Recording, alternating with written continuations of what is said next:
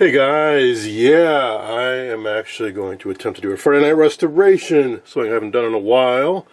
So what is that? That is a project I try to do all in one shot in one video on a Friday night and present it all to you. So, in addition to the return of the FNR, I also am working on a radio, which I have not done a whole lot of lately. I've been doing a lot of TVs because I have a lot of customers lined up, and there are very, very few guys in this country that restore TVs. So I have loads of TV business, but I also have a bunch of radios in my own personal collection that I would like to get restored. And this is one of my favorites. It is a Philco 3930, I do believe. And also, my sister gave this to me. She found it at an estate sale, and I was very thoughtful of her. So in that regard, I very much appreciate it and want to get it working, and hey, maybe I will gift it back to her. So what is this? This is a slant front tabletop radio from 1939, of course made by Philco. I like this design. In fact, I restored one of these probably more than a decade ago now. And one of the things I really like about it is the finish, or the wood veneers. Unlike some Philcos from the 30s, this is the real deal. That is some real, I figured some kind of exotic maple or some type of exotic wood that's inset, and the grain runs the opposite direction to the main grain. Now, the one I did it some years ago, I was able to revive this old finish, and I think I can do it again on this radio. What do I mean by that? Well, one, clean it up. Two, put some new finish on it, kind of reflow the old finish. It is a little crusty, it is alligatored, but there's no significant loss, not on these surfaces. There is on this, which is pretty common, but that's just some opaque, almost like paint, probably pigment-based toner, tone finish toner that Mohawk calls it. It's an opaque pigment and lacquer. This is a transparent tinted lacquer. This would probably be medium brown walnut, which is kind of the ubiquitous color that Philco used. Let's take a quick look at the sides here. Yeah, not too bad, not too bad. Now, the other very notable thing about this radio, well, one, it's a bit of a departure from the usual cathedral, tombstone, or just plain little boxy radio, because it has a slant front, which is also a nifty look. But it also has a bunch of preset buttons. Well, or I should say, it did have a bunch of preset buttons. That's what all these other holes are about. Well, luckily, reproductions are available.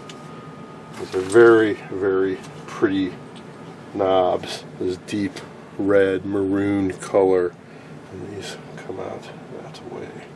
So if it wasn't for the availability of these, I would probably not have a lot of interest in doing this, because it's they need to be there. They really complete the look.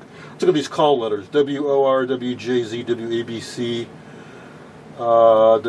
This is not a Chicago. I'm based out of Chicago. This was found in Chicagoland.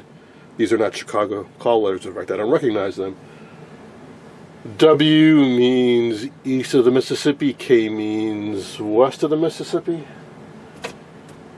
We have both on this. So maybe this came from the Midwest somewhere, where they were getting stuff on both sides.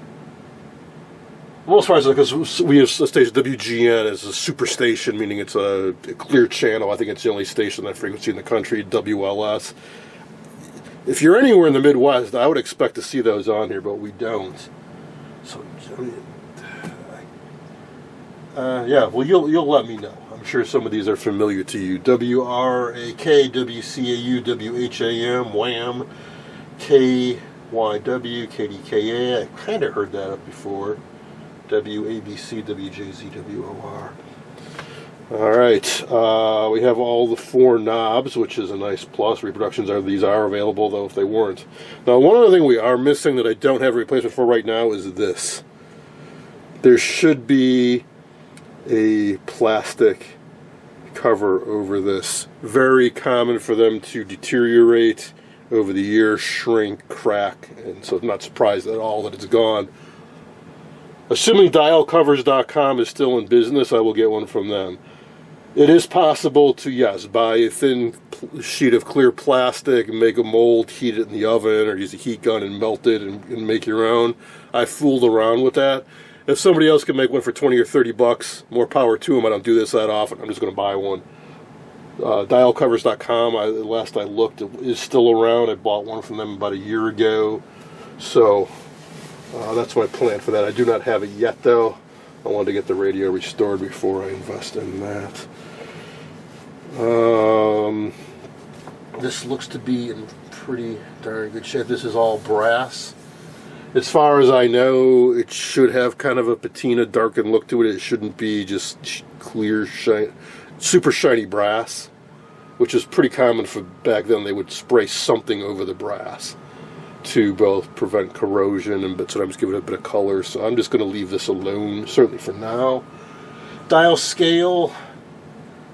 Philco's famous for using water-based inks on these, so if you clean them, the numbers and all the scales just magically disappear.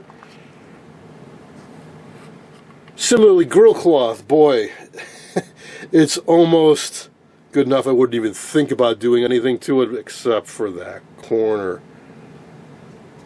I'm going to leave it for now. Someday I may replace it. I might have some of this on hand.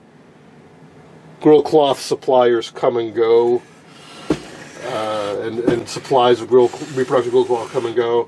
I think that pattern may currently be available again because it is very common for late 30s Philcos to use. Alright, let's talk about the electronics. This is kind of weird. I don't recall the exact history of how this design came about, but it is funky because they used some obsolete tubes certainly for 39. It has a weird tube lineup. There's a 78 tube in this. By 39, you would expect to have all 6 volt octal type tubes, but no, this has some old school tubes in it. Let me refresh my memory here. It has a 41, it has an 84, a 75, a 37, and a 6A8, and one I can't quite see. A 75. A radio of this era should be all 6A, 6 something. 6V6, 6L6, 6A8, 6 Q7, and so on. You wouldn't have the double digits, the 41s, the 75s, the 78s. Those were obsolete. I don't know if they're trying to use up tube inventory or what. Also, the power transformer looks kind of laughably small. I think that adds to the charm of it. But there is a problem lurking in these radios that make them potentially a headache and a challenge to restore. So let's pop the chassis out and see. Before I do, the classic Philcos have rubber shock mounts in the corners. These are all rotted out, bottomed out, the chassis sitting on the wood. I'm pretty sure I have some repros, so we can replace that. 3930 code 121, that's important. Most Philcos had several variations, code 121, code 123. You want to make sure you get the right service info. Here's how you adjust all your presets, and here's the alignment stuff. It's a great radio if you're fairly new to restoring vintage tube radios, except for one problem. Let's get to it. All that crunching, I was wondering what was going on in there. Those are the remnants of the push-button buttons. There ain't much left of them. Oh yeah, that's what we want to see. Oh, it's going to be fun.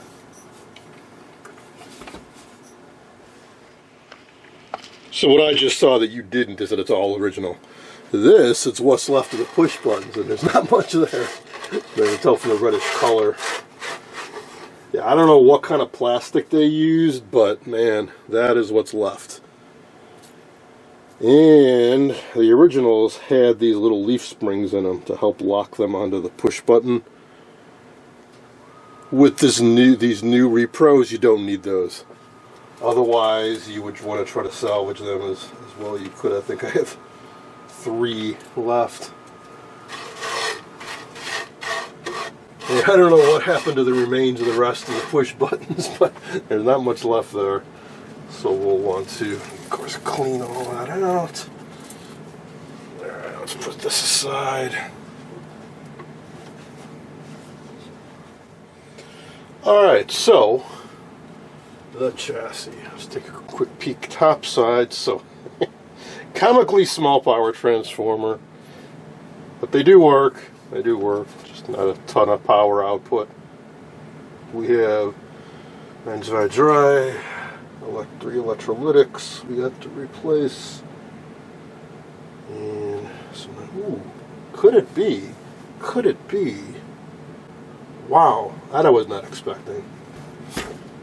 Let's see. I think these might all be the original Philco tubes. Certainly all the ones I can see have the exact same Philco printing on them. People hate Philco for doing this. But they did their own thing. They didn't want to pay royalties to RCA. Early type of octal, they put this shielding around the base. Put newer tubes, other manufacturers' tubes, they won't fit in here. People rip these off, just tear them up. I'm so glad these originals are here. Yeah, these tubes aren't super common, but you can get them. Yeah, it's a Type 37. Type 37 was used in a radio like from 1932, not from 1939. That's what's in there. And they use these square shields. So yeah, this is only one left. This is a Philco, man. This might be a first for me to have a radio that is 100% never been touched, never been serviced, all original. These, yeah, so like I said, people don't like these. Not just because of the odd tube shield base thing, but these can be pretty hard to get off. A good indication it's all original. So it really grips the tube tightly around the middle where the shoulder is, but it also really grips tightly on the bottom too. I'm going to try to pry it up with a screwdriver. Well, I'll work on that later. But what I want to show you now is the underside. Check that out. Thing of beauty. 100% original 1939 radio chassis and in fantastic condition. No rodent activity, no corrosion, nothing burned out, nothing blown open. Which probably means that nobody ever tried to plug this thing in, which is great. That's remarkable. That's a treat. I may have heard of the dreaded Philco Bakelite blocks, which actually are not difficult to rebuild. This just has one. They were really phasing them out by the time this was made. And that'll be the across-the-line filter cap, I'm pretty sure, so of course we'll want to replace that. So we'll just restuff the insides. Otherwise, there aren't a whole lot of caps in this. Paper caps, anyways. 1, 2, 3, 4, 5, 6 paper caps to replace. There are some funky ones that I think are mica or some kind of odd material. There and there. We'll leave them alone if we need to. Mica cap would be a good replacement. Of course, a handful of resistors around. The radio is dominated by the preset mechanism. Takes a good chunk of the chassis, so all this. A little hard to reach a couple of the parts because of this mechanism in the way, but otherwise.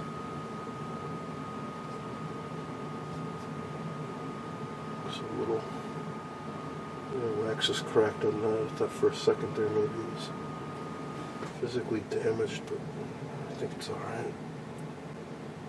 Now I have encountered one other problem with these sets. And that is an open output transformer.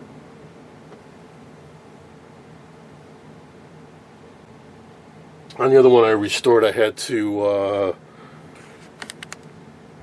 unwrap it a bit and repair a corroded connection inside.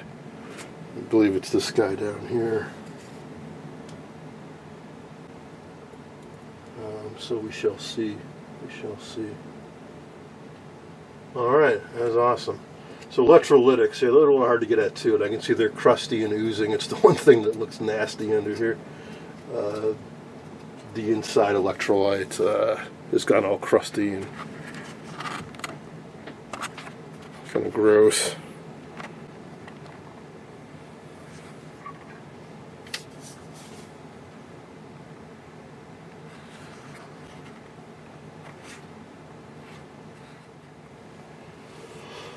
Okay, where do we start? Well, I'm going to start doing a little bit of basic cleaning. I want to pull all the tubes and dust them off. Dust off and examine the tuning mechanism. It feels very nice and smooth, but I don't want to, I hate replacing dial strings. I don't want to break it, so I want to clean and lube it up as best I can. The tuning cap is shock mounted. They honestly don't look too bad. I think we can get away with just leaving it exactly as is. But that removes remarkably smoothly for something that's this old. Bearings are exposed. They're pretty easy to see down in here. I'll put a little grease in there.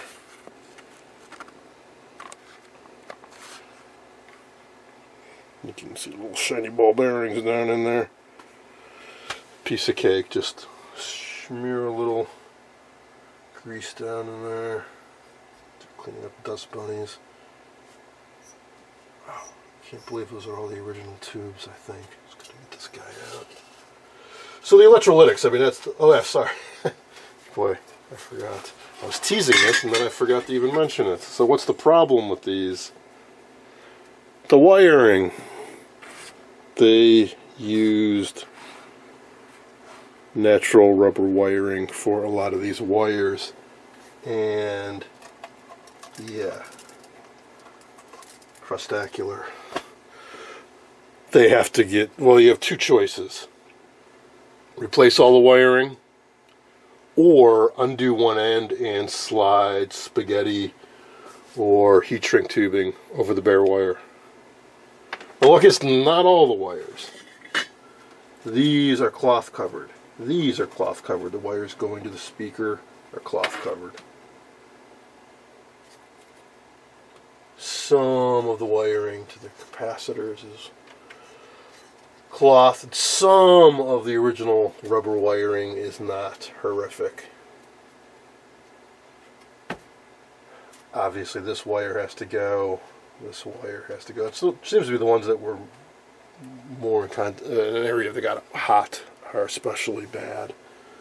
So probably 1, 2, 3, 4, 5. Yeah. Some of these have cracks in them. That one's gotta go. Jeez. Some of them have cracks, but they're not near anything, and they're not gonna move. So you could probably leave them. Some of them are behind the push button tuning. They're down in there, so if you really wanted to replace them, that's not going to be easy. So we'll go through them. We'll do the ones that absolutely are obvious that they're just disintegrating, and hopefully the ones that are really hard to get at we can leave alone. But those are the joys of working on a Philco radio made from 39 through, well, 42, and then the war came, and then post-war they would use plastic insulator wires that are fine. So there are all the lovely original matched Philco tubes. As for the chassis, I have it mounted in a nice stand so I can very comfortably work on it. So we want to go after first. Well, I figure we can start with that guy. That is the line bypass capacitor. It's dual 0.01 microfarads. It is these two guys on the schematic. Then I suppose you go after the electrolytics. So you have an 8 microfarad. Be cautious in a lot of these Philco radios. The negative side does not go to the chassis. It goes to the center tap on the secondary, but it goes through a couple of resistors before going to ground. That provides a negative bias voltage for biasing the tubes. And then I have 2 more electrolytics here, a couple 16s on either side of a 3K resistor. And we have 1 electrolytic there, easy to get to. 1 up here, also very easy to get to. 1 there, not quite as easy because we have the preset mechanism in the way. I figure I will leave the originals in place as is. I'm not going to restuff them. I'm just going to leave them as is and mount the replacements and wherever I can find a convenient place to mount them. And while I'm doing that and working on that and start to replace these paper caps, as I encounter the crumbly, horrible rubber wiring, I will replace it. I'm taking a break from the chassis to start working on the cabinet a little bit because I want to give the finish, or what I'm about to do, the finish, some time to dry. First thing I want to do is carefully remove the dial bezel. Then I want to take the speaker off. And what I'm going to do is lightly sand the old finish and then overspray it with some new lacquer to help fill in the voids. Which is not bad. It's not bad. It's a little crazed, a little bit raised. Lightly sand it, spray on some new lacquer. A little challenging. The cabinet's coming along nicely. What I'm doing is simply carefully sanding down the old finish with 320 grit. Takes a little practice. I want to remove the top layer of grungy finish. I don't want to remove all the finish. I don't want to go down to wood by any means. I want to retain the color that's in the finish. But I want to level it out, get that alligator ring out of there. And then you can simply spray new lacquer right over it. Or if it's contaminated or you want to build it up a little bit, you could put on some shellac as a sealer coat, sanding sealer. Or you could put on sanding sealer for that matter. Sand it down a little bit. Sanding sealer like this stuff. Dries pretty quick. That'll help fill in the voids, the cracks. That's really the goal of this, is to get rid of or reduce all that crazing in the alligator ring. So we're carefully sanding down the high spots, then applying some new finish to fill in the voids. Do a couple passes if you want. The more passes you do and the more sanding in between, the better it'll look. I've already done the top and most of the front. It is a bit of a challenge to sand because of it's curved up here. We have all these openings. I certainly would not recommend using any kind of power tools or anything. Just a piece of sandpaper and yeah, some grain goes this way and some goes this way, so you really can't go with the grain. So I don't even bother. I go in the direction it's easiest to sand. So in this area, it's going this way. When I put on more finish, the sanding marks should disappear. I'm brushing on some sealer so you can get a little preview of what it's going to finally look like. Now you may be thinking, how the heck am I going to spray this? I've been talking recently about how cold it is and sub-zero. Yeah, well, it was. It was for a week. And now we're in the low 40s. Just like that. Which is not normal at all. But it's been raining and incredibly foggy for days, so I may have a humidity issue, but we'll see how it goes. So I got my, well, obviously the cabinet's inside. I have my can of spray lacquer inside too. I'll bring them outside and quickly spray and then bring them back inside when the fumes have dropped a little bit. Well, technically it's not really warm enough to spray, but I've had decent luck spraying. I think the lowest you're supposed to spray it is 55 degrees, so about 10 degrees cooler than that. But it'll be alright. It'll be alright. But even like this, look how much better that looks. Now it's brushed on, so if you look really close, there's going to be brush marks. But, yeah, not too bad, huh?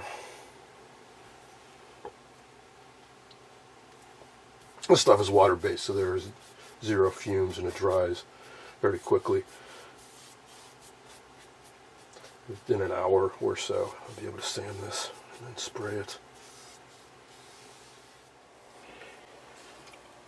Yeah, it's a drag, but it's got to be done. It's the only right way to do it.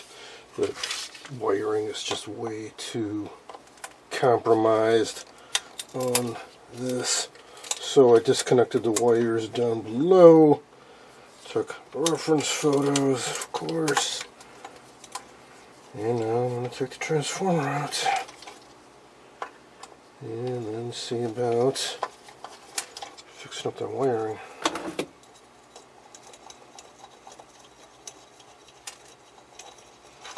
And plenty of other crumbly wiring to take care of too. At least the clamshell comes apart readily. So I can get in there and work. And it... Why do you catch a load of this wiring? See how bad it is.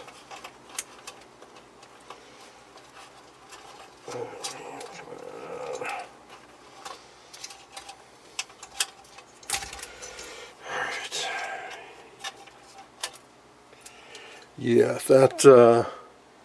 that's not going to cut it. That's not safe. The more these wires flux.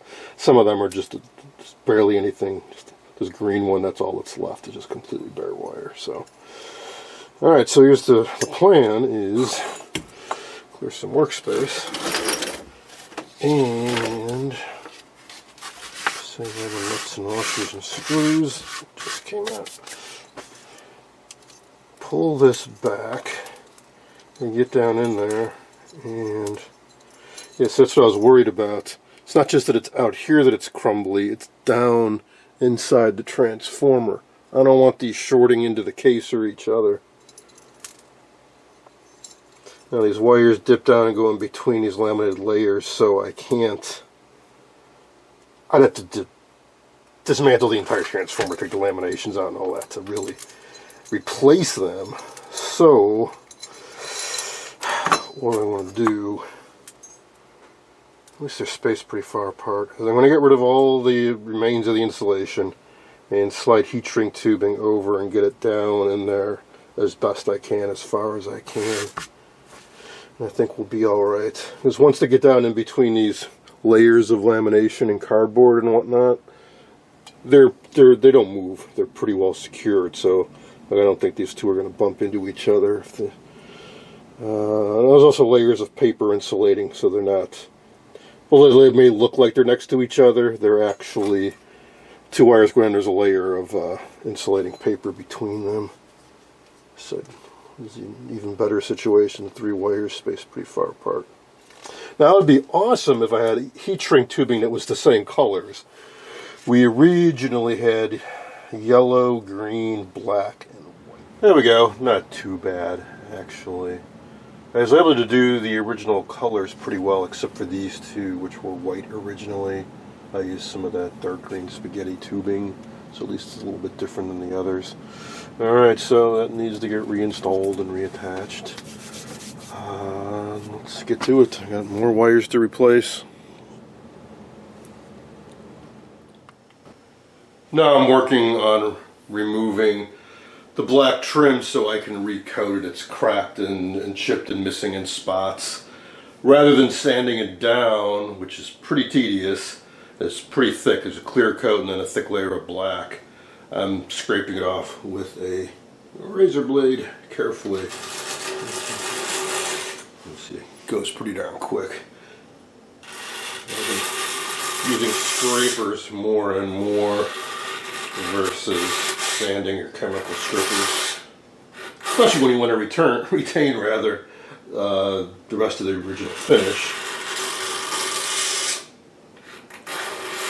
Sorry for the horrible noise. Alright, so once that's done, I had some Studio One black Mohawk lacquer. Sometimes lacquer doesn't stick so well to bare wood does, so I will slap on a little bit of that sanding sealer. As soon as it's dry, I'll sand it and spray. Oh, after I mask this off, of course, which is going to be a little tedious. Not so much this side, I just put green tape around that, but doing the side panel, yeah, I'll just have to deal with it. And just like that, we have black trim as the sun sets.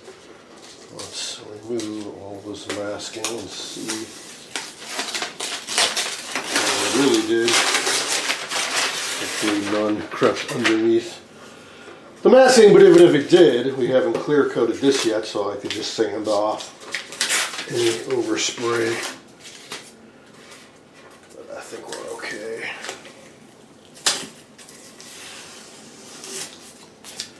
And that is the benefit of lacquer. I just sprayed this about 10 minutes ago and it's completely dry.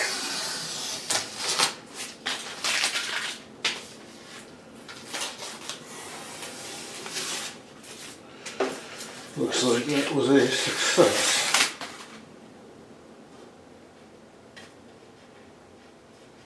A little bit more sanding I want to do on the main area, and then here's a couple layers of semi-gloss, and I think that will be it.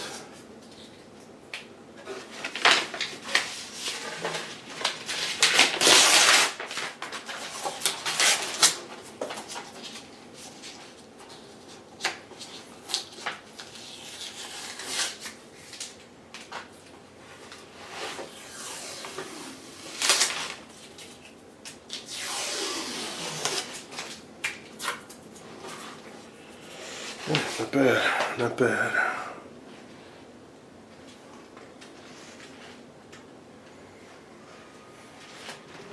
Back to working on the chassis now. Have the transformer reinstalled. I'll leave off wiring that back in till later. Pretty much finished work up here. I don't know why I didn't notice this sooner, but the volume control has definitely been replaced. It has a power switch on the back end that it's not being used in the way they disabled it. So if you go totally counterclockwise, normally you hear a click like you do on the switch next to it. They drilled a hole in the side of the pot and drove a screw into it to prevent the arm from going all the way counterclockwise. Okay, hopefully that will work.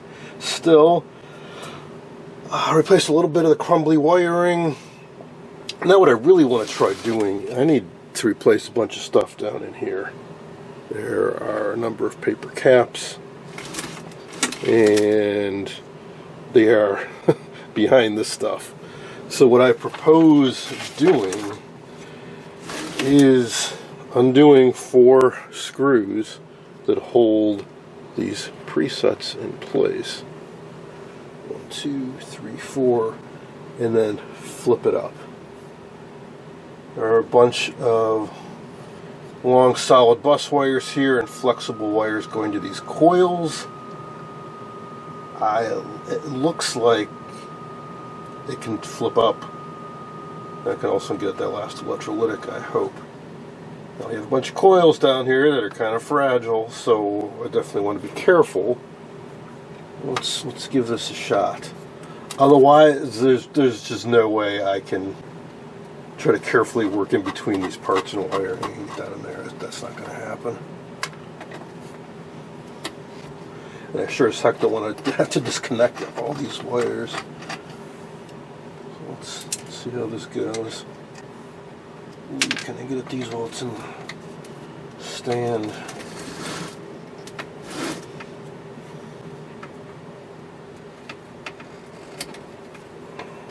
It's 3. One more to go. It's going to be a little tough.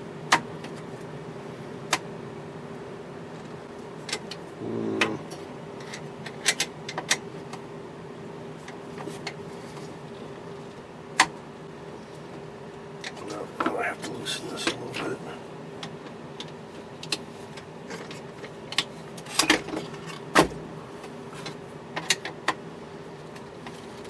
There we go.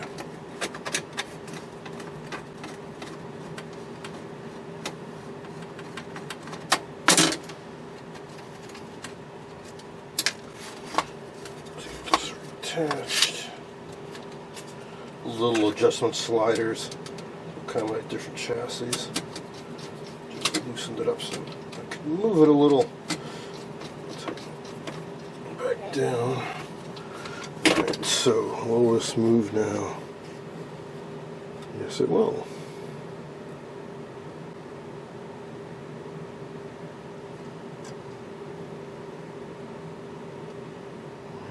What about these? Not quite so easy.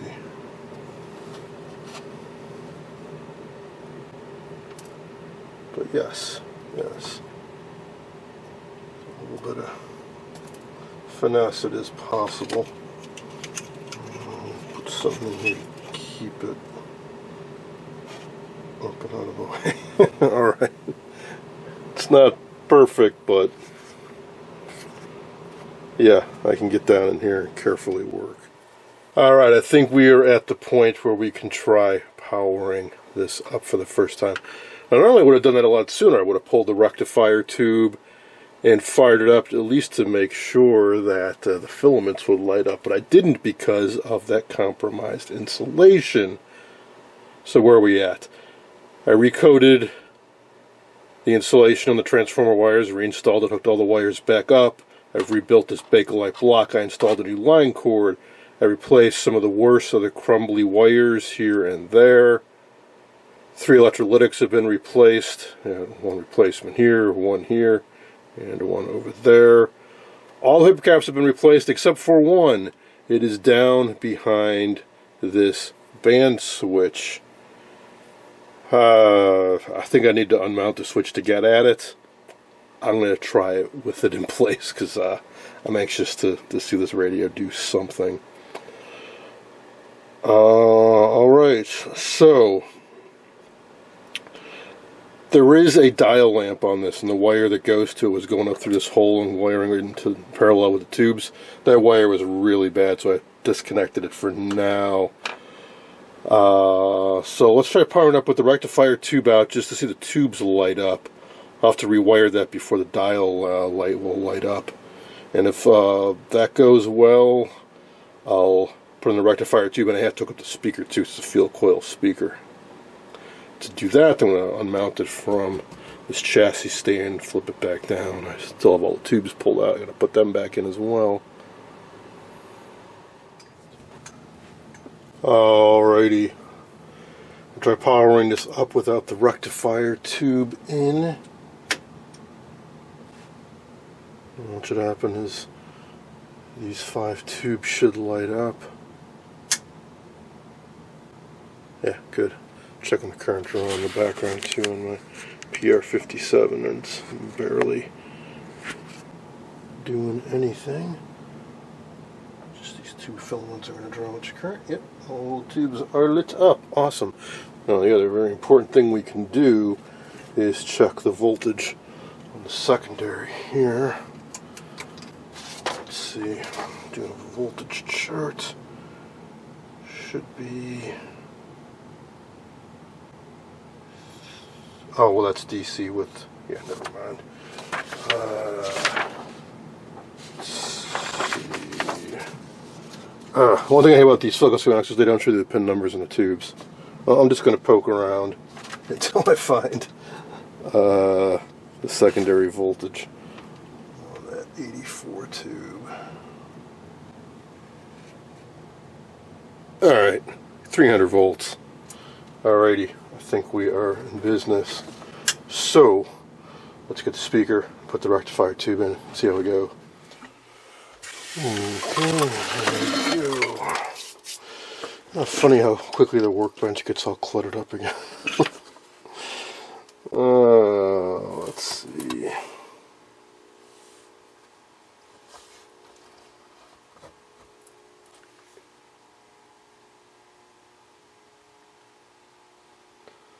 And here we go. We may get some feedback because I don't have the tube shields in place. Well, that's a very satisfying thing.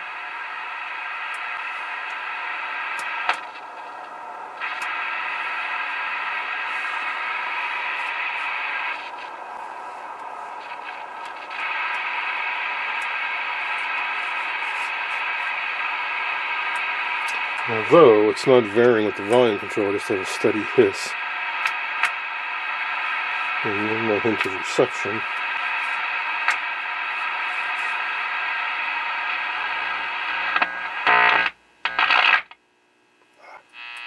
There we go.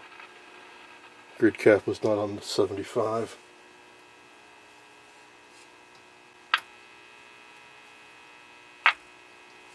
Now, I don't know which mode is which. So there is a broadcast band, there's a shortwave band. I believe this is power and tone, like Philco's tended to have. We have volume. And this should be band, but it has 3 positions. There's no phono input on this, I don't think so. Push buttons? Would they be a separate band? Could be. At any rate, nothing seems to be doing anything. Not have an antenna hooked up. That might help. Let's see. Alrighty. Let's try and get a old alligator clip.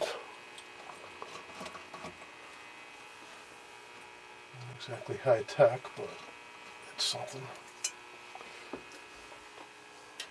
Or not very long, I should say. Piece of wire is not high tech, no matter. Now that's probably because of my overhead shop light, so let's turn that off.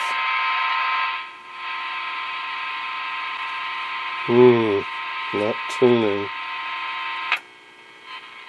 Oop. Just tuning noise.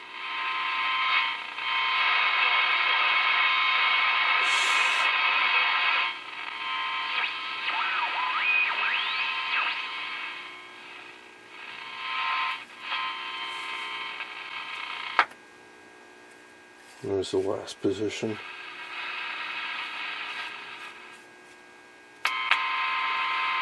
Now if this is...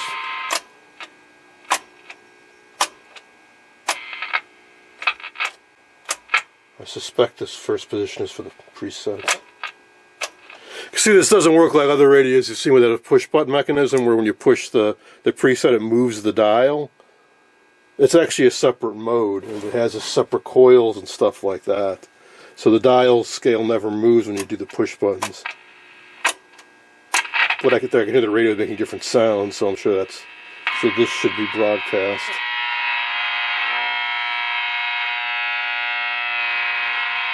Oh yeah. Let's turn off that light. Not much difference.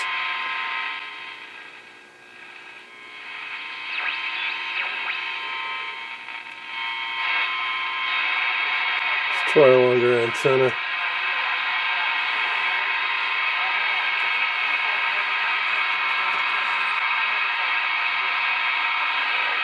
So, you know, you find them and you just...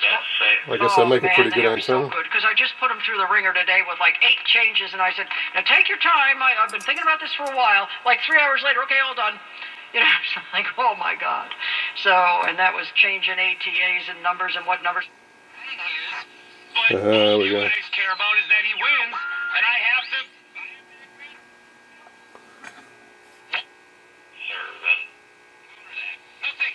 Dial scales we have to keep masquerading that this guy's elite because he... Small companies like that just it's make probably a WGN 720, but I'm picking it up around 7:45. Yes, technically. 23 and 53 from the Bloomberg Newsroom. Larry Yeah, it's even News Radio 1059 WBBM. So The latest in traffic and my weather dial and scales off by about WBBM. 20 200 kilohertz.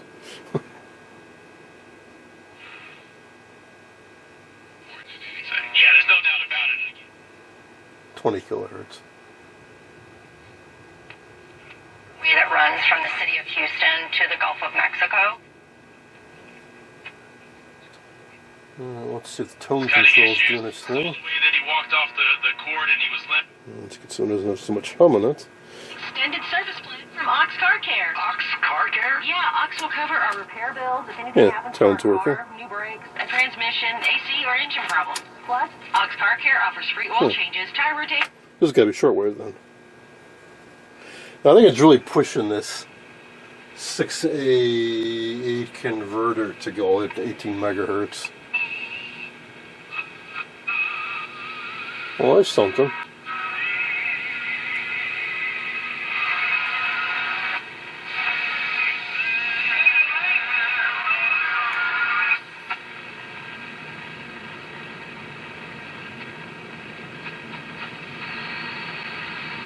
Now, if I went to ground and threw up a 100-foot long antenna, I would be getting considerably better reception.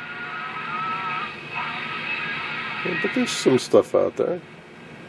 Right now, my antenna's about 3 feet long. Cool. Well, that was easy. Meanwhile, I can only lie low. Here it is with the speaker facing up. I also reinstalled those 2 tube shields. I could count on you. All right then. Now these are your instructions. Listen most carefully. Instructions, Holmes? I assure you they are most necessary.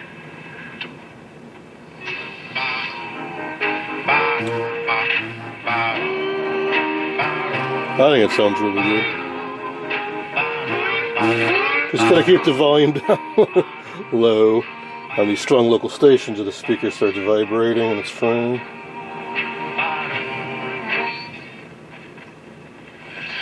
The sound of your antique fountain pen gliding across pen and paper. And if you were here.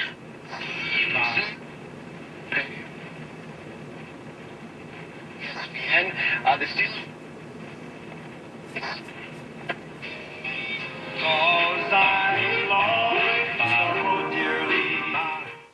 Alignment plot. The alignment process is very straightforward and very neatly outlined in the service info.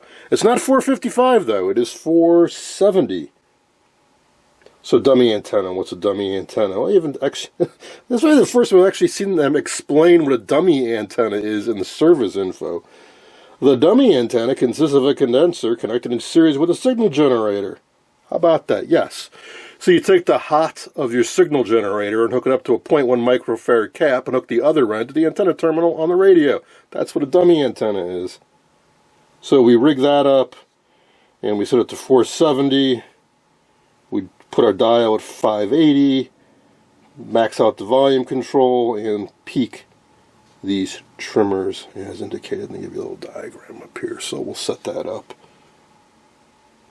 And the next step is to peak it for the shortwave at 18 megahertz, and then there's some antenna trimmers to even out the response at either end of the broadcast band, or maximize the response, I should say. So very, very easy to align these radios, and that's what I was doing by ear.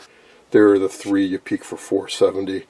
No silver mica disease in these. That's why I like radios from the 30s. Generally, they don't have it. They use ceramic trimmer caps. No silver mica disease, and never have to get inside those cans unless they have an open winding. But we don't have to worry about that in this case. All right, let's give an alignment a try. I'm using my Hewlett-Packard 8657A for an RF generator. Got it dialed into 470 kilohertz, 1 kilohertz AM modulation. I got minus 35 dB M coming out, and I have my dummy antenna, and I have the radio dialed into 580 as they said, and I have the volume turned up quite loud. Oops, sorry. Oh, it's on 580. I'm going to kill the overhead lights.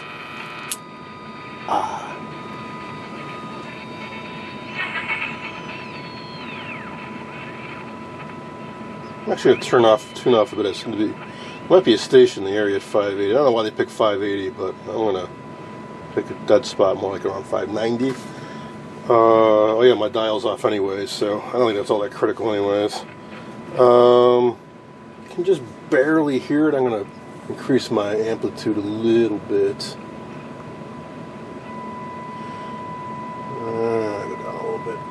strictly speaking, you should have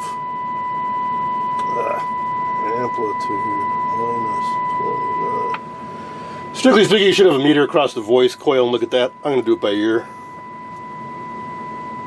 Alright, 20A, first this back right guy. Plastic tool with a little metal thing on the end to fit into that slotted variable cap. I mean, I think it's pretty easy to do by ear. It was off a little bit.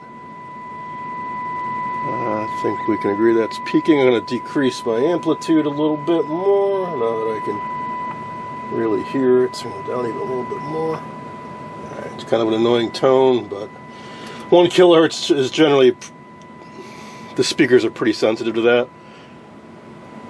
So that's why people generally use it.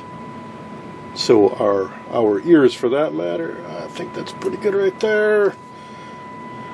12B front on the right can.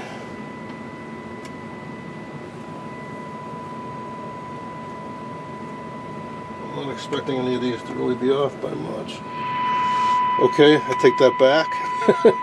So me tuning this by ear, see, that's probably when you just peak by ear on a receive station. I was obviously off. Man, that is loud.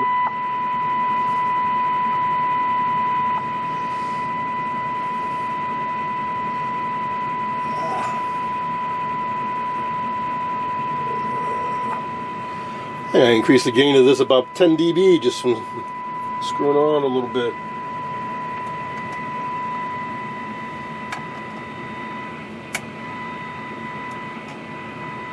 That's pretty good there. We have one last one to do, which is the bottom cap on that same can, which was also off a bit. Alright.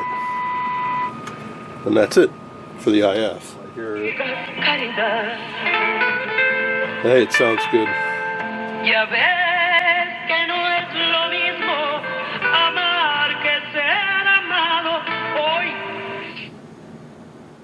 Gotta say, I'm quite happy with how this turned out. Just a minimal amount of effort. Now, it's not perfect. If just spraying new finish over old would always give you perfect results, everybody would be doing it. There's a reason why I said MCS strip and refinish. But the main issue with doing this is because in some areas the finish was in worse condition than others. In some areas it was basically gone. So when you put new finish over it, what ends up happening, if you look at the right angle and the right light, it's inconsistent looking. Especially noticeable in bright daylight.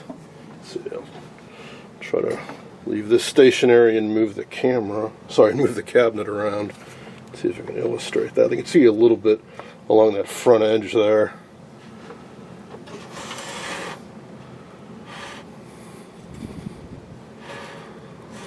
It's not an even sheen. With diffuse lighting, yeah, it looks fantastic. Although in some areas where the finish was basically gone, there is a color difference. Like there was a spot up here where essentially there's no finish or along the back edge. That being said, it turned out better than I expected. Now I did go with gloss. I'll tell you why. I went with gloss because when I was looking for some clear coat, I found this fantastic stuff. These are rubbing compounds. 4F pumice stone and rotten stone. If you watch some of my ancient videos where I talked about refinishing, I demonstrate using those. Use a felt pad, use water, mineral oil, and you rub the finish. And what does it do? It scuffs it off, buffs it off, breaks the finish is a term sometimes it's used. When you put on gloss, you put on a nice thick coat, it kind of looks plasticky, looks artificial. Using a really fine abrasive on it, this rotten stone is super fine. I don't know what grit it's equivalent to, but it's pretty darn fine. It gives it a nice mellow look. So they recommend here starting with 600 grit sandpaper, and then 2F pumice, then 4F pumice, and then rotten stone. By doing that, I mean, really what the pros do is they always use gloss lacquer. And then by using different abrasives, you can get whatever sheen you want. If you want a satin, stop at 4F or 2F. If you want a nice mellow look, but kind of shiny, you go to Rotten Stone. So that's what I will do. However, this needs to cure longer. I just sprayed this a little while ago. Yeah, it feels dry to the touch. I can still smell the solvents coming off of it. I need to wait at least a week or two before I rub this out. So I'll try to do a follow-up video at some point, but I cannot do it tonight. But that should take care of this issue, or at least make it look considerably less noticeable. It should even out the look to this and knock down the gloss a little bit, give it a nice, even, mellow look. And then you put wax on after that. So this kind of scuffs it up, and then the wax will fill in the scuffs, but it's kind of makes it diffused looking. So it basically turns a gloss into a semi-gloss, is what I'm trying to say, without having flattened. The way that semi-gloss finish works is they actually put some junk in the finish to make it cloudy. This is a far superior way to do it.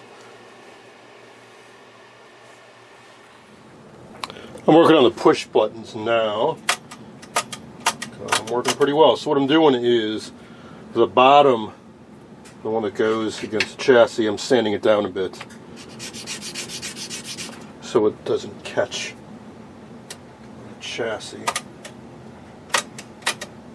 This one's stuck too. And for some of them that were loose, just taking a little bit of masking tape,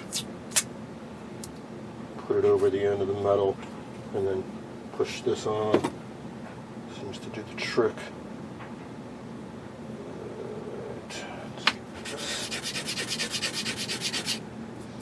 A couple more to do, and that's that.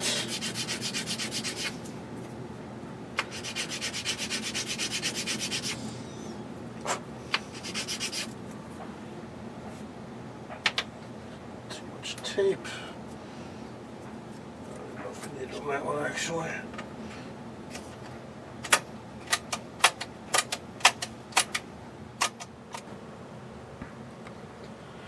This may involve some cursing. We'll see how it goes. I suspect I'm going to have a little bit of a struggle to get all these lined up and through the bezel. Meanwhile, we can plop our knobs in some warm, soapy dish detergent. Clear the decks. Other projects have already started creeping up on the workbench, as is often the case. And let's get that cabinet up here. Try to carefully line everything up.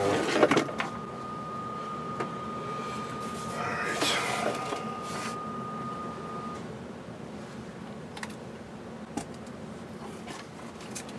When you're at this point, it's definitely a good idea to double check the bottom of your cabinet and make sure that you've got something that's not going to gouge up the surface. So the last thing you want to do is get this all back together and put it on something and then slide it to position it and scrape up the top of something else, because often these get put on top of other radios or TVs. But I do still have the original feet, and they do still have some felt left on them, so that's a good thing. Alright, so here we go. Now this is where putting on new rubber chassis cushions can be a little bit detriment, because it's going to be up higher than it was before, which means control shafts may not be perfect, because you kind of rely a little bit on the chassis bolts to pull it down and compress the shock mounts a little bit. I'm starting to bump into something. Now this is actually a case where not having the dial scale. Well, actually, am I being stupid? Yes, I am being stupid. Ah, man. I haven't worked on a radio in a while. I can take the bezel off, install the chassis, then put the bezel on over that. Ah. I mean, I could keep doing what I'm doing, but I think this will be a whole lot easier. Because I was just about to say, I wonder what I'm going to do when I get the dial, the new dial cover in. I'm gonna take this off and leave the radio installed. As far as painting these screw heads, there's a Kona Brown from Rust-Oleum. If memory serves, it's a pretty darn perfect match. Just take buying a $10 can of spray paint for that. Maybe I have an old one, a 10-year-old can of spray paint somewhere lying around. It's still good. I imagine a little jar of Tuster's enamel, if they still even make stuff like that, but also for work, like for model building. Okay.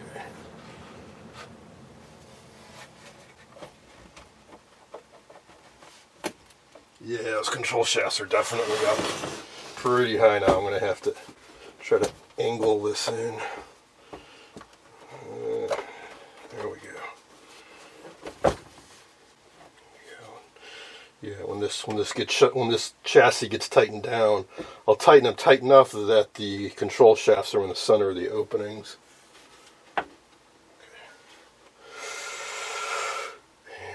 We saved all of our chassis bolts and washers.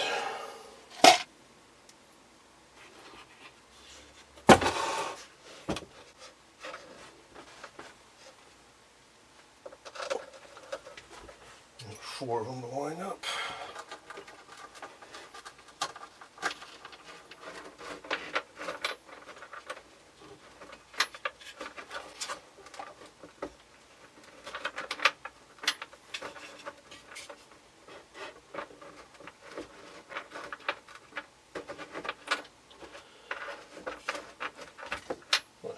Stubborn. We'll line up.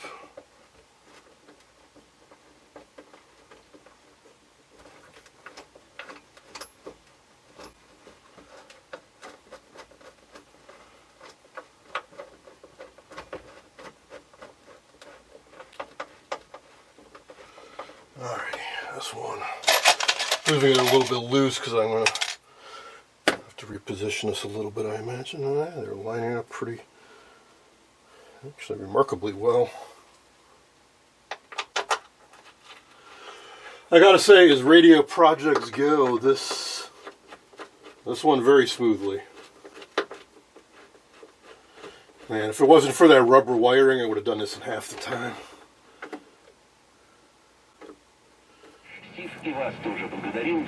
Alright, just verifying it still works before I install that bezel. So here we go.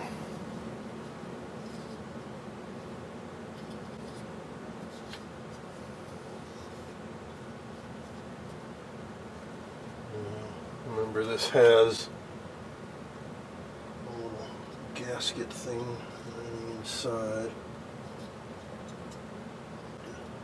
Slip over, push buttons.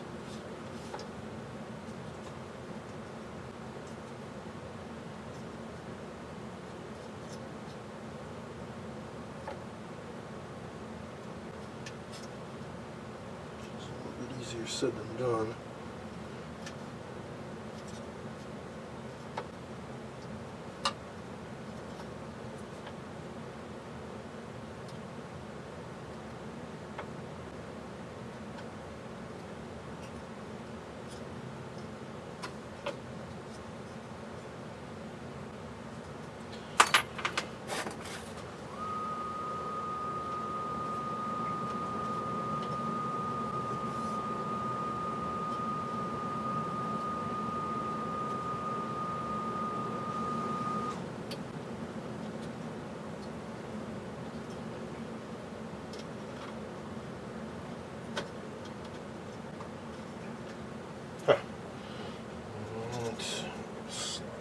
Back up.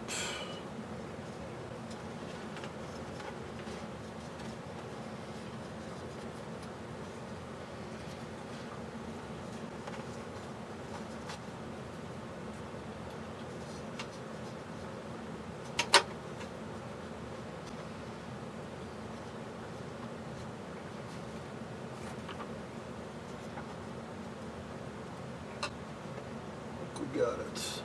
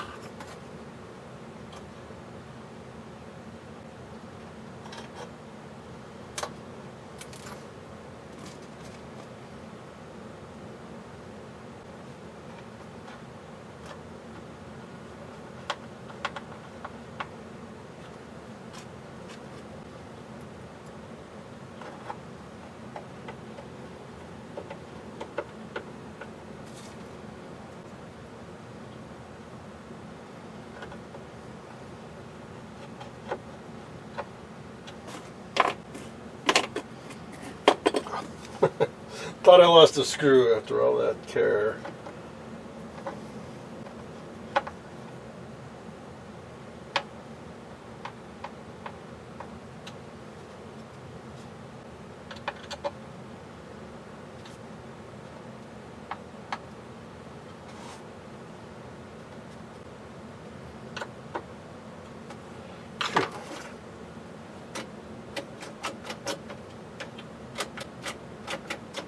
Yeah, I figured that was going to happen.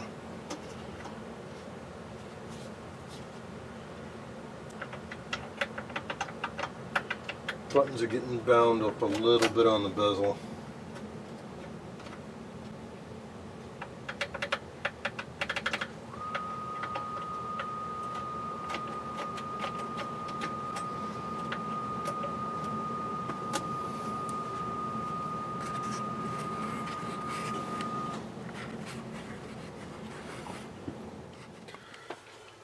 I just finished cleaning up the knobs, and what often will happen when you clean them is they come out kind of dull looking.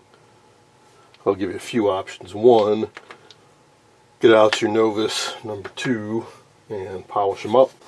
I will warn you, these are knurled knobs, and if you get any of that polishing compound on the sides of the knob, get out the toothpicks and start digging it out.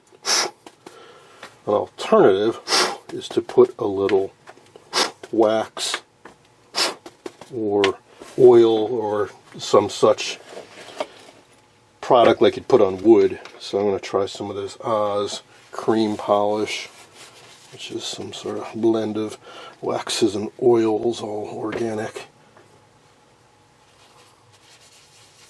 Of course, it instantly looks real nice, but that's because it's damp. As it dries, you want to buff that out and, see how it ends up looking. Should end up looking better than being all dull, but might still be a little dull. Get out of there. Let's try this shaft. There we go.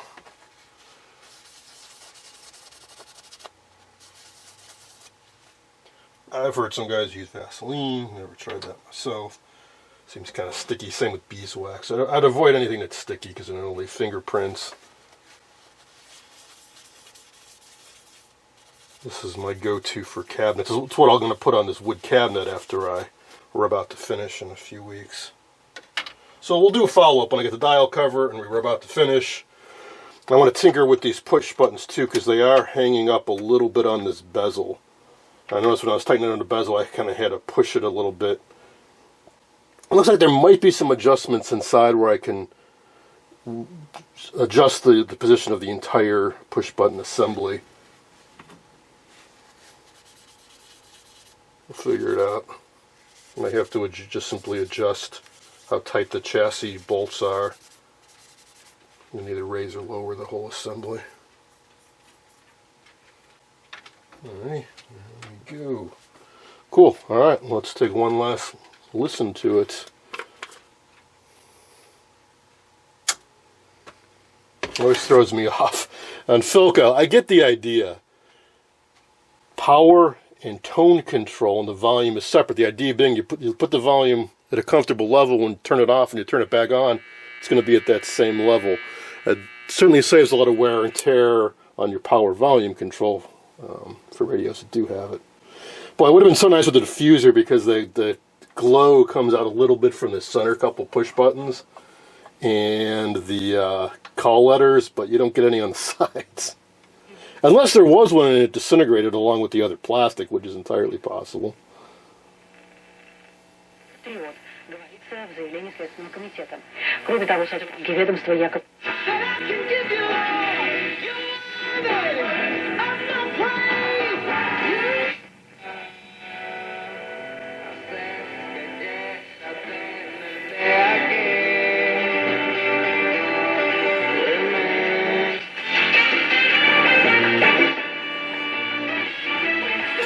Considering my jury-rigged antenna, I'm pulling in a lot of stations down there at the end of the dial.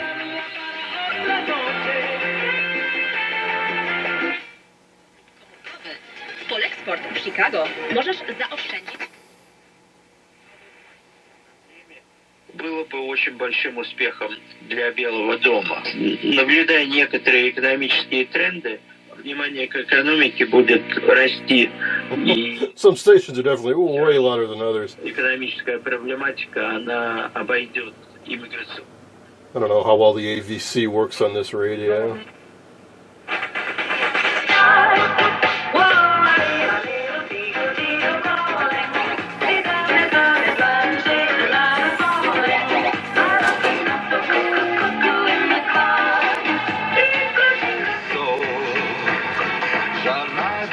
Hope you enjoyed this Friday night restoration of a 1939 Philco slant front tabletop radio model 3930.